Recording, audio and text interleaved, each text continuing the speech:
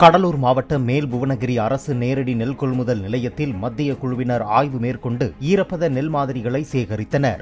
அப்போது கொள்முதல் செய்ய அலுவலர்கள் தாமதப்படுத்துவதாகவும், கான்கிரீட் தரை இல்லாததால் நெல்லை தரையில் கொட்டி வைக்கும் நிலை உள்ளதாகவும் மத்திய குழுவினரிடம் விவசாயிகள் தெரிவித்தனர்.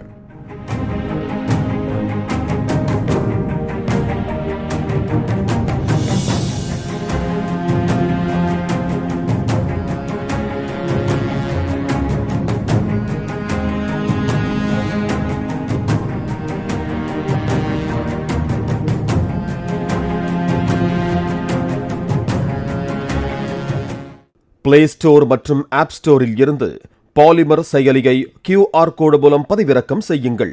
செய்திகளை உடனுக்குடன் பெறுங்கள்.